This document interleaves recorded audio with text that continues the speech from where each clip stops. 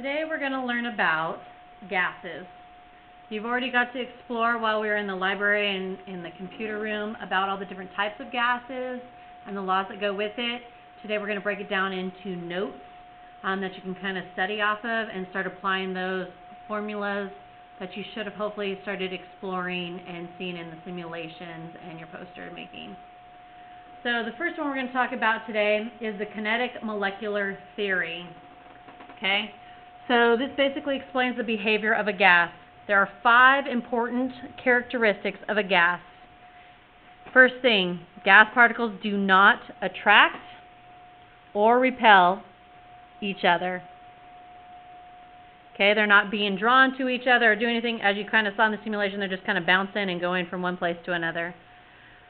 Gas particles are very small compared to the distance between them. Okay, so they're always kind of moving around and they're not staying near each other, so they're really small. Gas particles always move in, we're going to say constant and random motion. You should have seen that in the simulation as they were kind of bouncing around. They'd hit, change directions, and keep kind of going.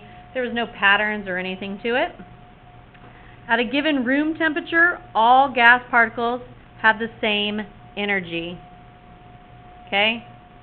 So if it's at the same temperature, then all those gas particles are bouncing around and having the same amount of energy going into them. The 5th step that we need to know about it, or for 5th characteristic, is when gas particles collide with each other and their container, no energy is lost or gained. Okay, this is called elastic collision. Okay, so nothing's being lost in that. So from there, we kind of need to kind of break down the different pieces to studying gases. There's basically 4 quantities that can be measured. Okay, these quantities are based on the assumptions of the kinetic molecular theory. So the first one is moles. Okay, it's basically referred to the amount of gas particles in a sample. So we need to remember that 1 mole is always equal to 6.02 times 10 to the 23rd particles. When we talk about that, that means either atoms or molecules. So Avogadro's number. 1 mole basically always equals the gram of substance. Remember, we're using molar mass when we talk about that. Okay? Second quantity that we're going to be dealing with is volume. This refers to the space that a sample of gas occupies. Okay? So we need to remember that with 1 liter, we have 1,000 milliliters available in it. That's why we move our decimal 3 places to the left when we're converting. So we're going to review that. So it says convert the following volume values. Okay? Take a second and see if you remember how to do that. You should be able to know how to do it both ways.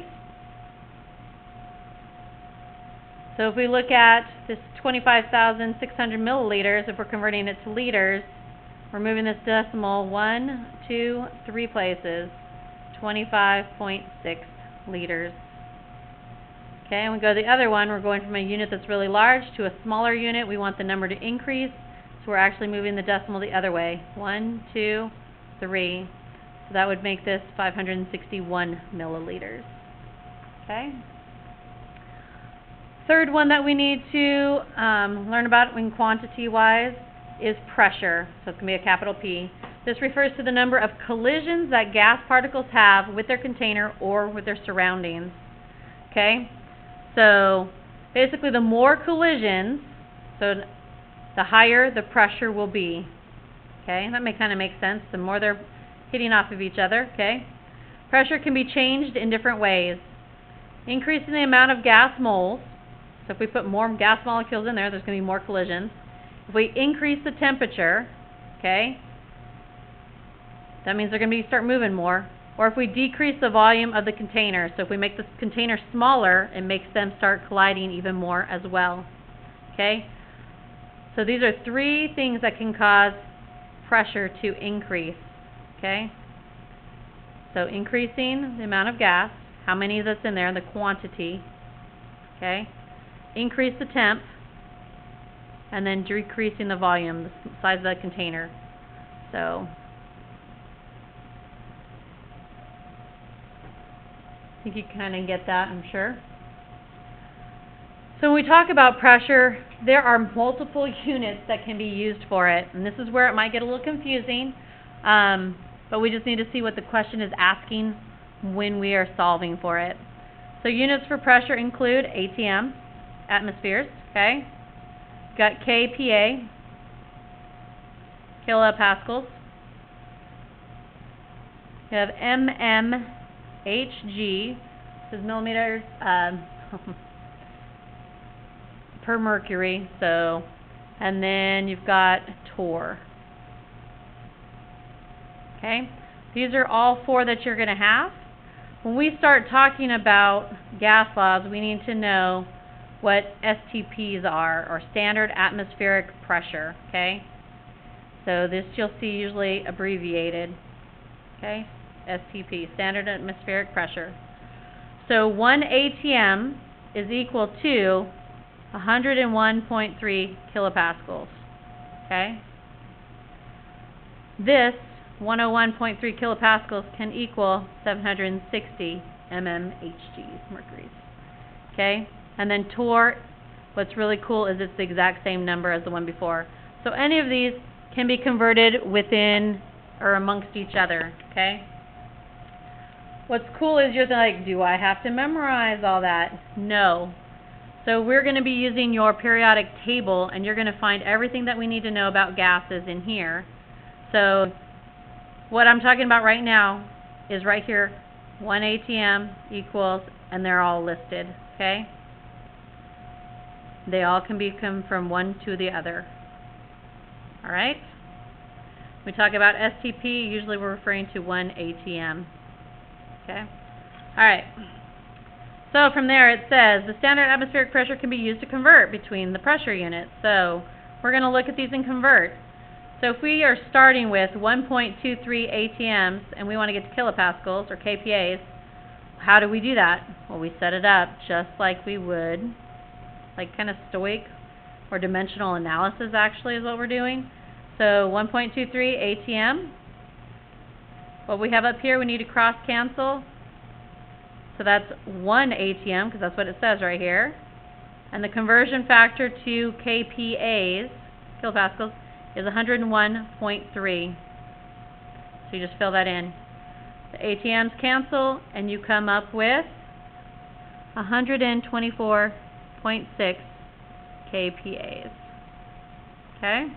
That's just converting. It's like going from inches to feet. Okay? Stuff that you already know how to do. It's just putting in some units that you might not be as familiar with. So let's try the next one. Write what you know, or what's given to you. 540 kPa. Need to get rid of kPas, so we know the conversion part. If I look up here with what we wrote earlier, is 101.3.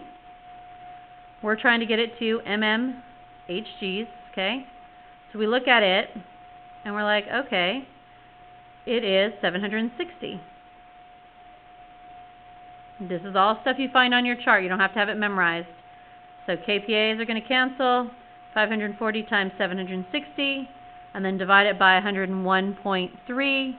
You should end up with 4,051, I believe that is. So this is where it's going to be very important to make sure you're writing the unit, because you can tell that the numbers are going to be very different based off of those units that you're talking about. Okay? C, go ahead and try it on your own for a second. Set it up. I'll work out the problem. Just don't look as you're doing it and see if you come up with the right answer.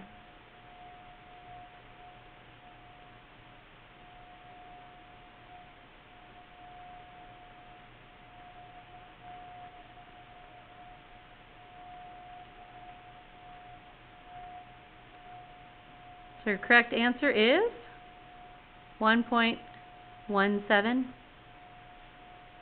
atmospheres. Okay? So it should be pretty easy and straightforward. So you have a practice problem, the pressure of the gas inside the car higher is 2,150.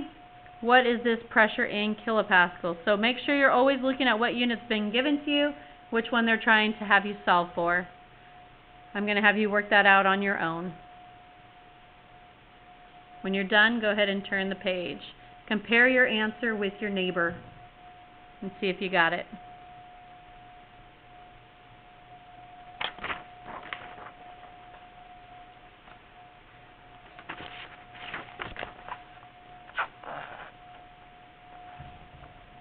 The fourth quantity that we're going to have to learn about or know about is temperature.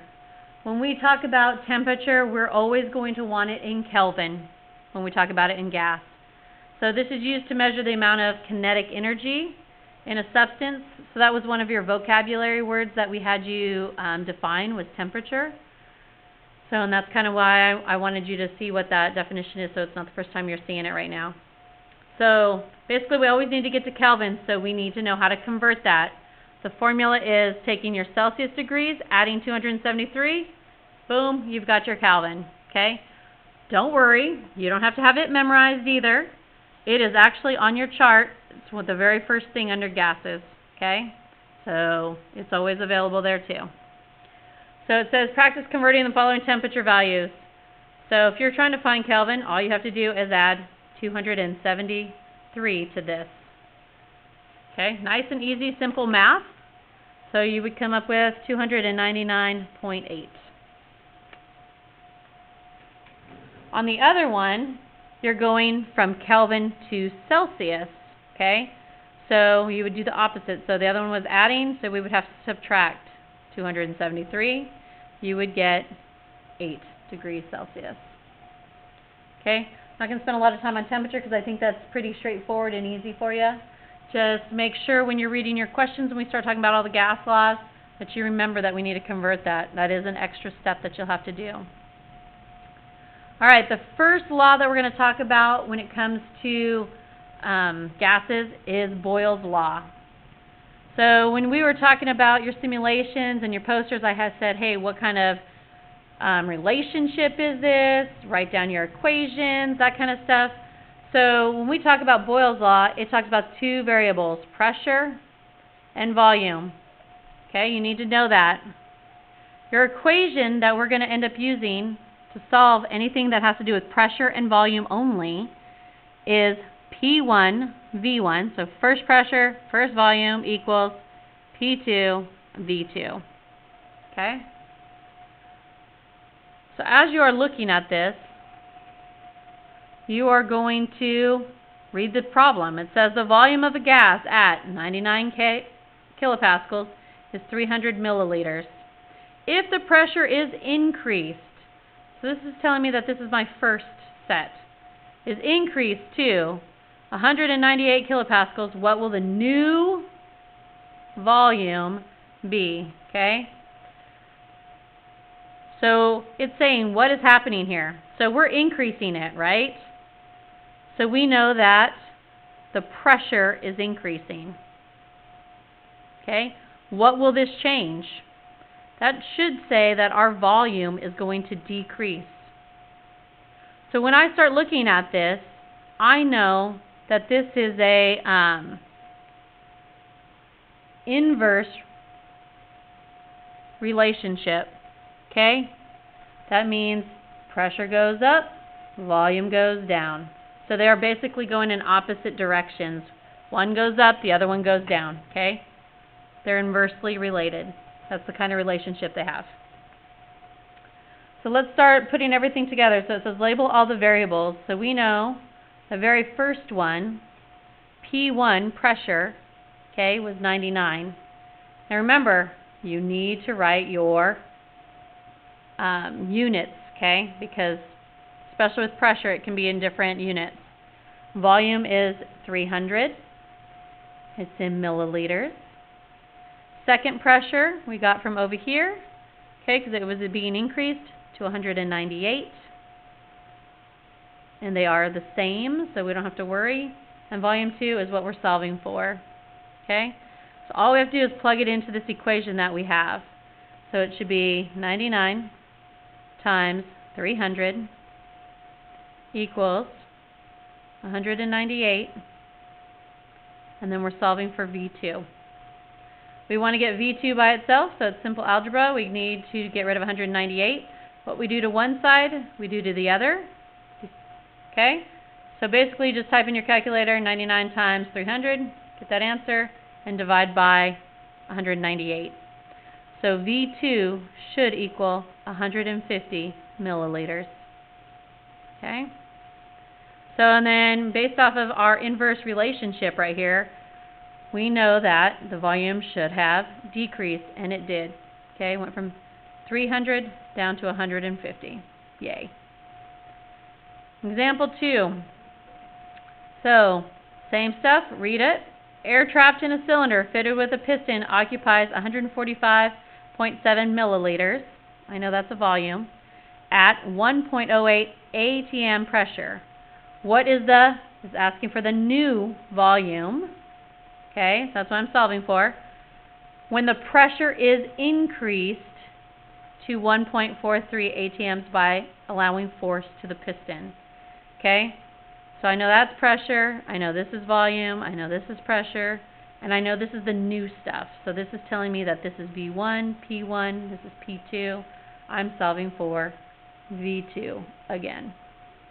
Okay, so same formula from our box. Go ahead and plug all your numbers in.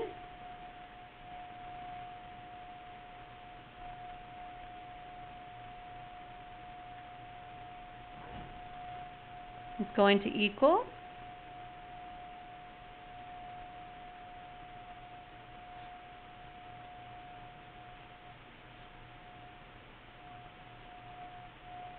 so your volume, your second volume or your final volume will end up being 110.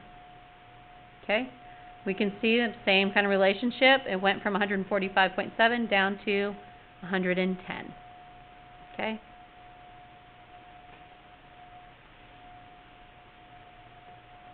So that's basically Boyle's law, dealing with pressure and volume. Next, we're going to talk about Charles's law.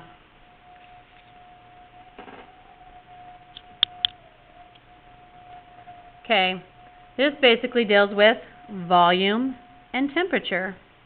Okay, the equation for it, volume 1 divided by temperature of 1 equals V2 over T2. Okay,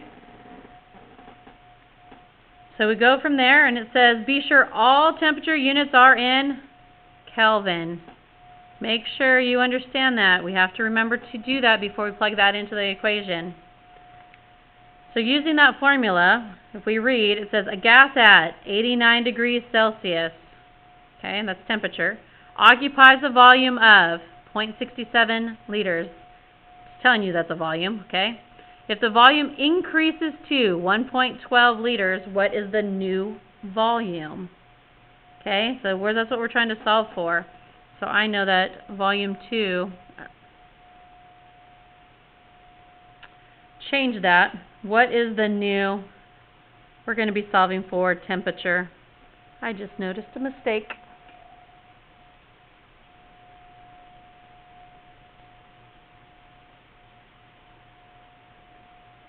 Okay, because it gave us our volume. So let's fill that all in. So on volume 1, we have 0.67 liters.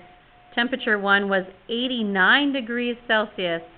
Remember, we always want to get to Kelvin, so we need to add 273 to that, which will give us 362 Kelvin. Okay, that's our number we're going to be putting into that equation. Our volume over here was 112, and then we're solving for the second temperature, the final temperature. So, looking at our formula, we just plug everything in. 0.67 divided by 362, don't forget, because we have to change that to that Kelvin, is going to equal 1.12 over T2, which is what we're going to solve for. So this is basically our cross multiplication that we're having again. Remember the same sides that have the numbers, so 1.2 times 362, And then we're going to divide it by 67 because that's the number that's on top. Okay? So if you need me to write that out, 3.62 times 1.12. Okay?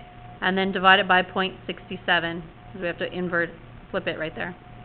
So our T2, our second temperature, our final temperature, is 605 Kelvin. Okay? So let's look at what happened. We know that the volume increased. Okay? Volume increased. Went from 0.67 to 1.12. Okay? So what will this change? So we saw that our ending result went from 362 Kelvin to 605. So we know the temperature is going to increase as well. So the more that's in there, the more the temperature will increase. Kind of makes sense, right? So this is basically a direct relationship. Direct. One goes up, okay? The other one's going to go up as well. So if temperature goes up, volume goes up. If volume goes up, temperature goes up. Okay? So the other one, Boyle's law was inverse. They go opposite of each other. They flip. Charles is as a direct. They both go up. So it says solve and convert your answer back to degrees Celsius to report answers with correct units. So if we ended with 605 Kelvin and they're asking us to go back to Celsius, all we have to do is look at that formula again, 605 minus 273, okay? And that's going to leave us with 332 degrees Celsius, okay? So make sure you're seeing what they're asking for, okay? Pretty straightforward, I think. All right, let's go from there. Just another example of question right here. So it says the temperature of a 3-liter sample of gas is lowered from 353 Kelvin to 303 Kelvin. What will be the resulting volume of this gas? Okay? So we know that this is our first volume. Our second volume we don't know. And this was lowered from temperature 1 to temperature 2. Okay? So as you're reading, what I would do is kind of go back and kind of label them like that. And that way when you go to fill everything in the equation, you just take the information. So our formula was V1 over T1 equals V2 over T2. So all we got to do is plug our numbers in. Our first volume was 3. Okay? Over what temperature? Our first temperature was 353. We get to leave it in that because it's already in Kelvin. Okay? This equals, well, we don't know what our second volume is, so that stays there. Okay? And then we have 303 on the bottom. So we look at this and we're like, well, these are the two that have the numbers, so you're going to cross multiply this direction. 3 times 303, okay? And then you're going to divide by 353 because it's on the bottom, okay? Once you have that, you should have the answer of 2.58 liters.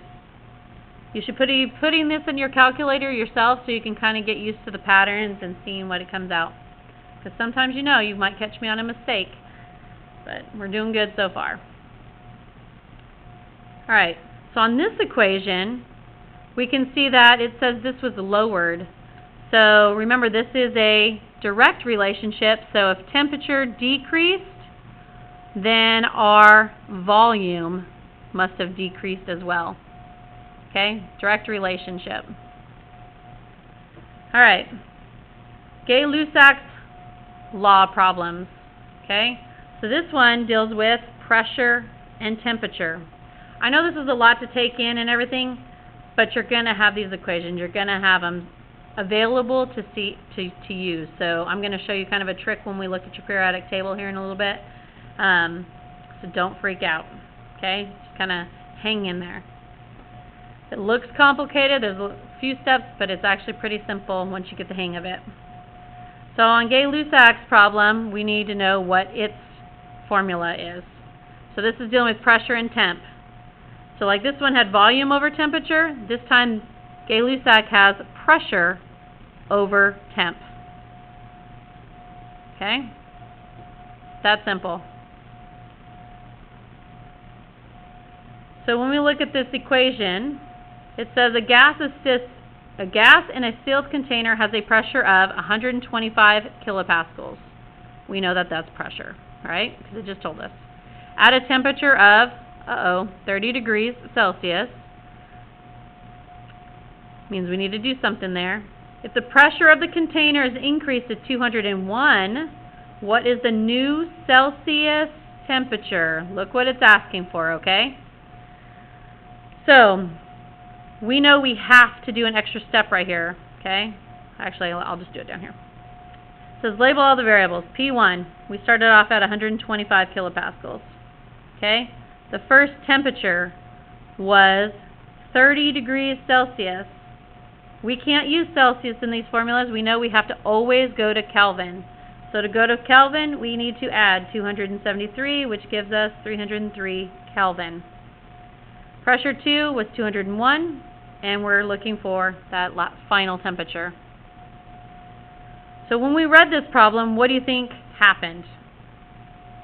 We saw that where our pressure went from 125 to 201, right? So pressure increased.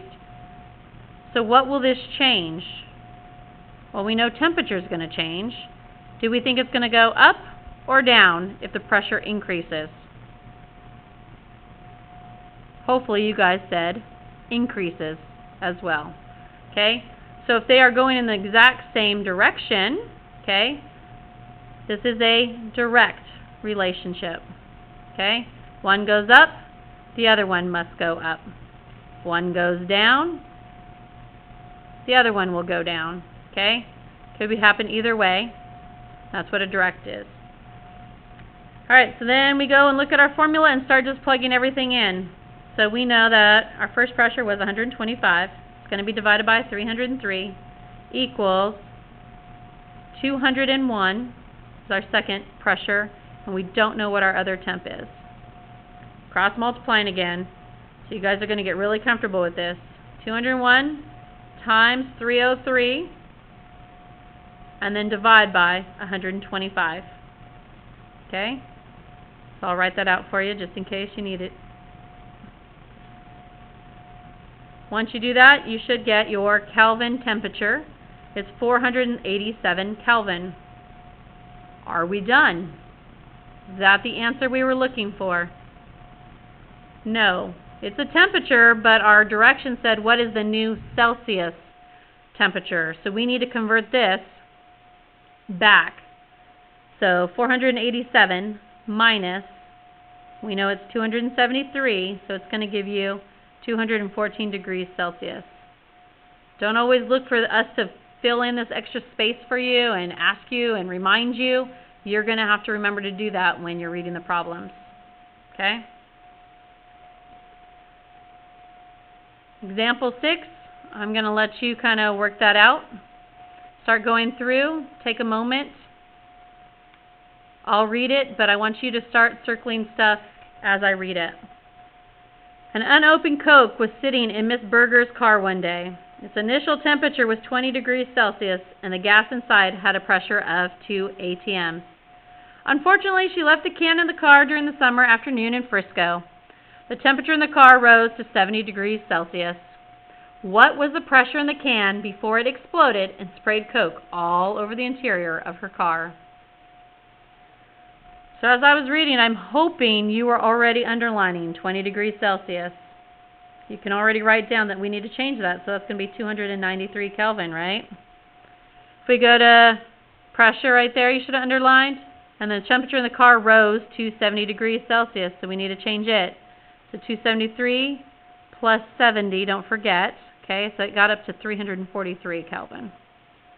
So we're solving for pressure. Use that formula, start plugging everything in, okay?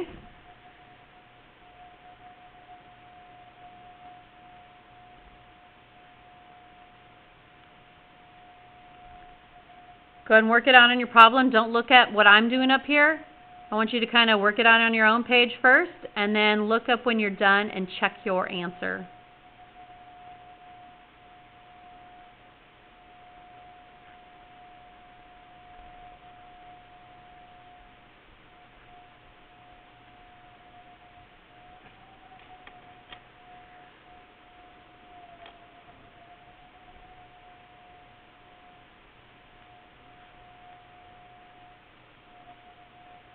So once you put all of that in the calculator, you should have came up with 2.3, and then don't forget your units, ATM. So whatever unit it is giving you for pressure, that's what you're staying with, okay? So it should always kind of tell you in the question. I'm going to let you work on these review questions. So go ahead and pause the video. Give yourself 5 minutes or so. Work on those. And then we'll unpause and kind of go back over what you should have came up with.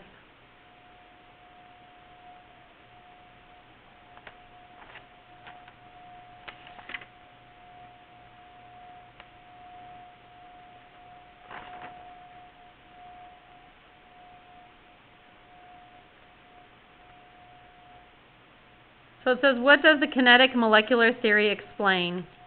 You could have went back to the first page of your notes that we started. Okay? And it tells you that it explains the behavior of a gas. And then you can tell me about some of the characteristics that it has. But it's about the behavior of a gas. Okay? Learn to use your notes. Okay? What has to occur for a gas particle to slow down? So that, back in your notes. Okay? What would make it decrease or slow down, right? Because it says for gas particles to slow down.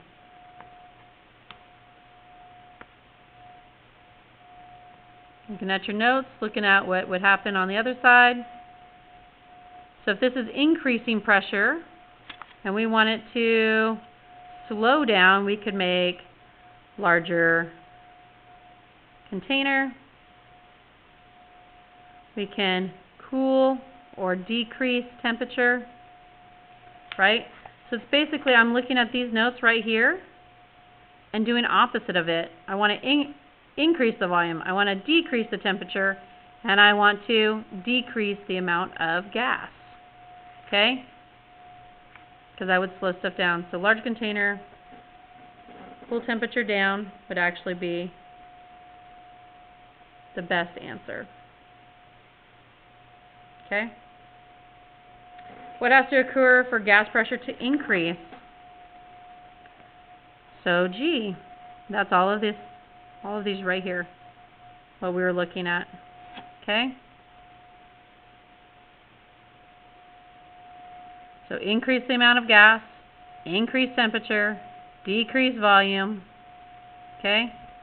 That also will do all of the ones to get them to increase, gas pressure to increase. On number 4, what happens to pressure if temperature decreases?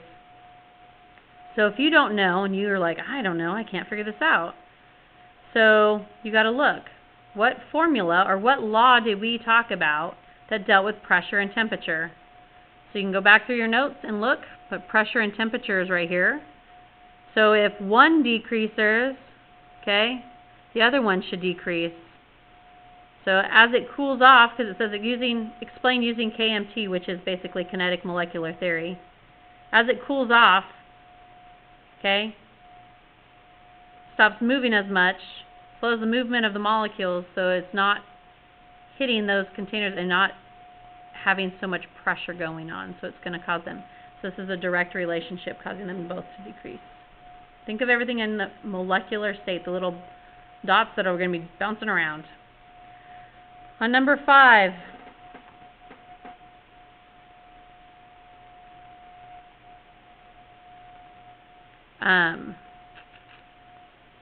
if the temperature of a gas triples, the volume will increase, okay? By what?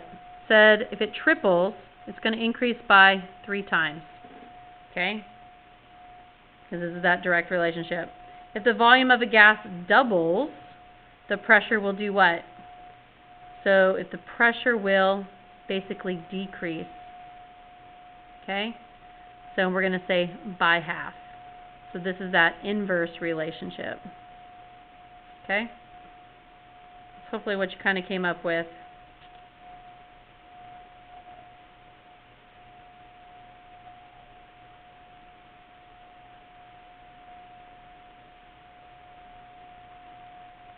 All right, moving on. So we've talked about the 3 different laws. Now we're going to look at one that's kind of like the master. It's combining all those gas laws into one. So it's the pressure, the volume, and the temperature relationship. Okay, that's why it's called the combined gas law. So it says what happens to one variable if 2 of the other variables change. Okay, so this is where we get to use this nice equation and deal with all of them. It's going to be quite a few numbers to look at and put in, but it's all just placing it in. This is the equation that is found on your blue chart. Okay, so what's really cool is if you are trying to solve for specific laws or not all variables. So let's talk about Gay-Lussac. It's just pressure over temperature. You can cross out the volume, and it's what we wrote down. Okay, P1 over T1 equals P2 over V2, right? If we look at Charles's law, it's volume over temperature. We can get rid of the pressure part, and there's that equation at. Okay, and if we want to talk about Boyle's law, we get rid of temperature because it's just dealing with pressure and volume, and the equation is there. So this is your master formula. It's the combined one. Okay, so go ahead and write that on your notes right now.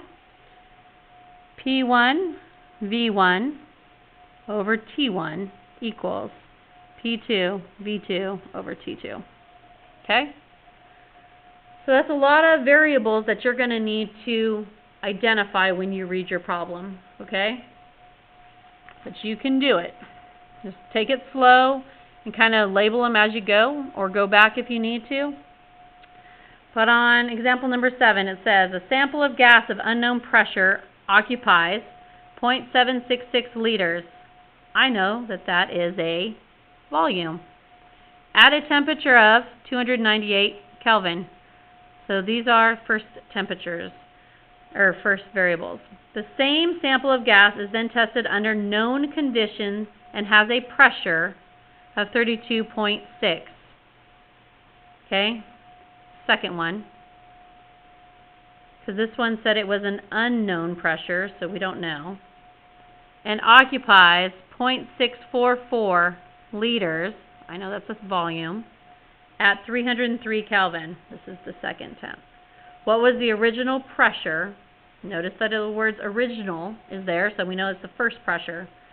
So we know that's what we're solving for. You can fill all these in, or you could have filled them in as you're writing or reading them. So we know that this is 32.6 kPa.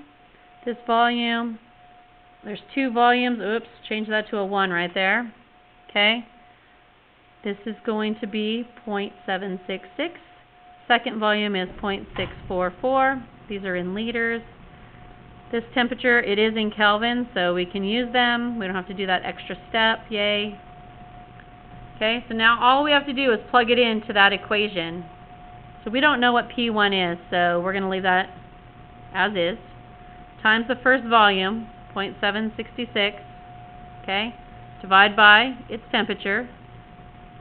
It's going to equal 32.6 times 0.644 and divide by 303. Some of you made mistakes on your test because you messed up like with your decimals and stuff. Make sure you have your decimals there. Okay? So, just like the other ones, we can do what? You can either solve them and make them less numbers, or you can basically cross multiply right here. Okay?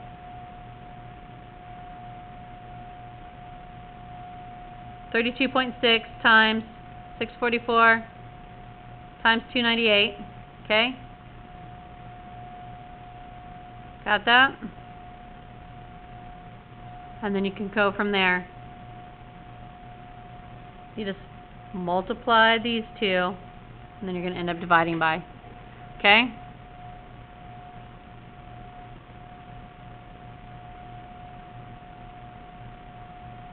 Giving you time to put that all in the calculator.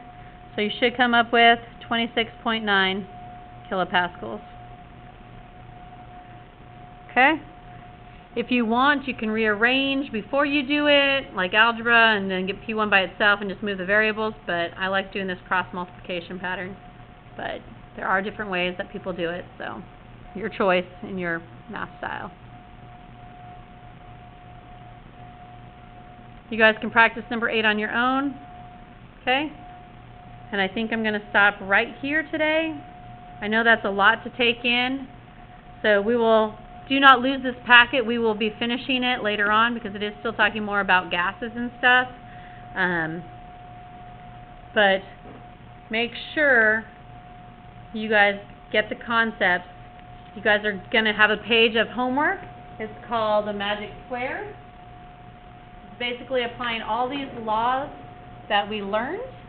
So you basically are going to fill everything in, and you have answers on the bottom. Okay, so work it out, check if there's an answer on the bottom, and then you'll fill in the answer for the square, because then I can just look at those little squares and see that it's all correct. Flip it over, and this is all about your combined gas law practice. Okay, so this side is all about the 3 different laws, and then this one is all only combined gas law practice. It's going to take you a little time. Don't copy, because you're going to be having a test coming up soon enough. And you'll have to know how to do it by yourself, okay? So, and we don't want you to fall further and further behind, okay? Thank you.